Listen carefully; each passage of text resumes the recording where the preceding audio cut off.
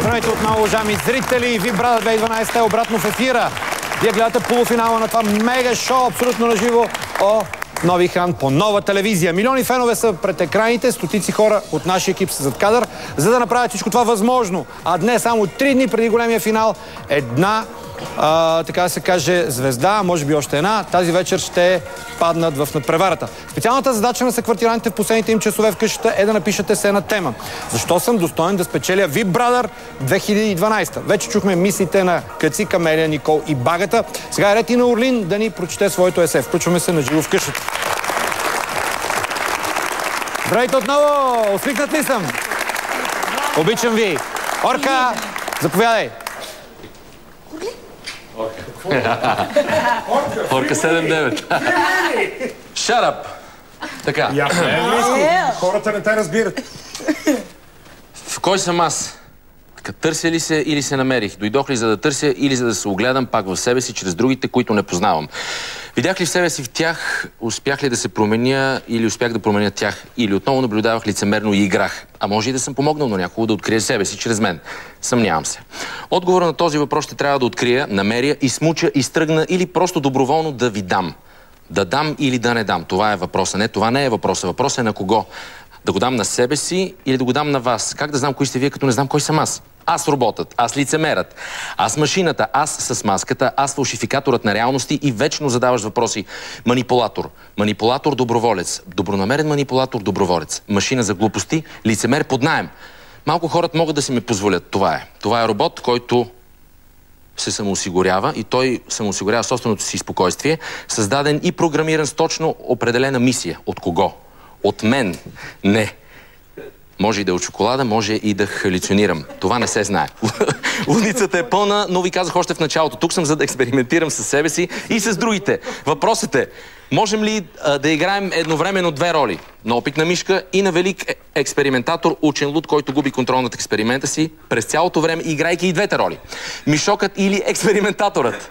Да дам или да не дам. Какво да дам? Да дам роли на мишката или на себе си? Как? Като не знам кой съм аз. Мишката или експериментатора. Явно съм объркан и ще си поиграя и с двете. Окей, значи това е вечен кеф. Така, да спечеля или да не спечеля. И го казвам на всяка цена. Защо? Защото не зависи от мен. Ще спечеля какво? Ще спечеля публиката? Нагаждач? Не. Не и това. Не съм тук заради публиката, значи съм егоист. Егоист-експериментатор. Изучавайки раздвоението си, аз манипулирам другите. Но осъзната манипулация във формата на личен реалити формат. С цел да задоволя себе си или другите. Не благодаря. Нали ви казах вече, аз съм егоист-експериментатор. Това е лично състезание и ще трябва само да наблюдавате състезанието на живота ми. Ама го дават по телевизора, нали така? Нищо де, нали съм аз съм супер аз съм Супер Марио, супер изрод. Само да не ми паднат батериите. Няма как. Big Brother редовно ме кара да си сменям батериите, за да не го прецакам. Сега да поясним, кой дърпа конците? Big Brother, учен експериментатор или мишка?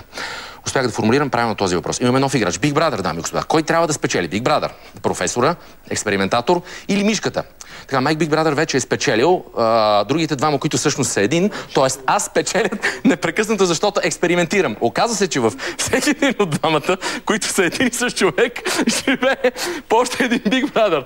Опа, станаха много. 2 плюс 1 плюс 2 по 1. Скарам с математиката и нямам намерение никога да се сдобрявам с нея. Така, тихо. Това е последно уточнение. Оказва се, че в къщата на Big Brother живеят двама. Учен, така. Оказва се, че в къщата на Big Brother живеят още 7... Оказва се, че в Big Brother живеят още 7 души, които във всеки един от тях живее по един експеримент, с един учен, с една мишка. Във всеки един от тях живее по един Big Brother. Тоест много мишки, много луди хора, много учени. Числото на бъбна неимоверно дори и никога не може да го сметне. Оказа се, че нищо не се е оказало. Изводът е ясен. Ще спечели или мишка, или учен експериментатор. Страшен извод, нали? Настръхнахте ли, мили мишленца? Или мили учени? Аз не настръхнах, само драскам глупости и убивам времето с грозно писане под строгия контрол на Big Brother. Само не забравяйте да си измиете зъбите.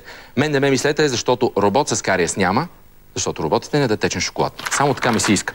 Ако искате да спечели робот, изпратете СМС с текст робот на номер 001. Ако искате да спечели мишка, изпратете СМС с текст мишка на номер 002. Ако искате да спечели учен експериментатор, изпратете СМС с текст учен експериментатор на номер 003. Ако искате да спечели Big Brother, който вече е спечелил, вие сте робот. И така от начало. Изводът е: не бъди робот, бъди себе си, защото накрая роботите ги претопяват.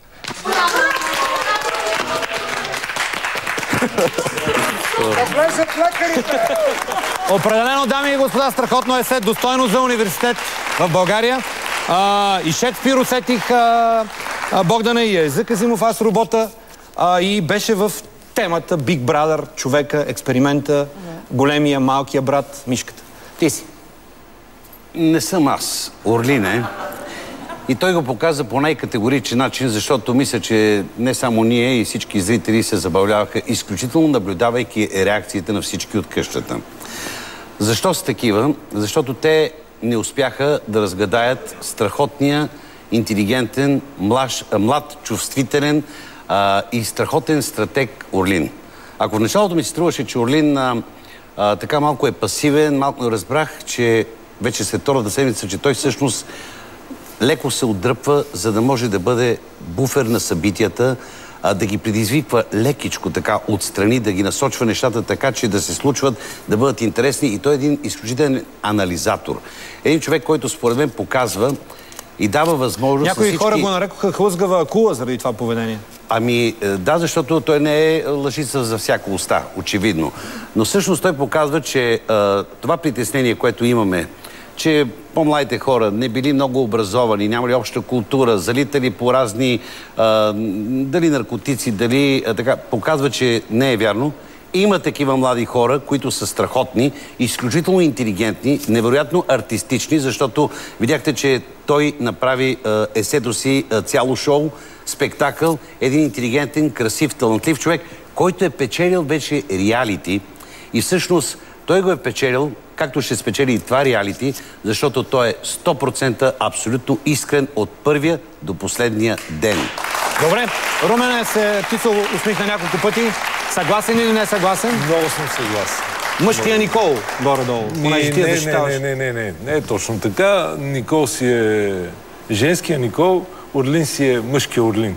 Няма такива неща. Това, че изглежда добре, това, че метросексуален, това не е... Не е недостатък, да. Той е просто мъж. Абе, багата си го имаше за женския Никол. Женска гугутка. Какво? Не, чакай сега. Влизаме в друг разговор, който вече сме изчерпали. Той свърши, да. Да, той е свършил и няма смисъл да се връщаме натам. Много готин. Орлин е много готин. Толкова. Ти разбра нещо от това е сега? Не, ама няма значение. Много ми хареса. Тук има гласовете, ги чувам. Да, Андрей. Ами, ние тази вечер присъствахме, ако трябва да бъде крайно интелектуален, на някакъв додекафоничен дадаизъм. Олицетворение на автоматичното писане, ако ви интересува точно жанра. Съвсем правилно е направен, той е абсолютно целенасочен, момчето е много интелигентно и пише за сега, ако трябва да говорим от есета, най-добре от всички. Без ирония, без ирония. Не, никаква ирония. Това е стил. Много трудно да се напише, да се изкаже, да се помисли, да се формулира. Това е много висш пилотаж, който показа Орлин в момента. Аз съм му направо задачена.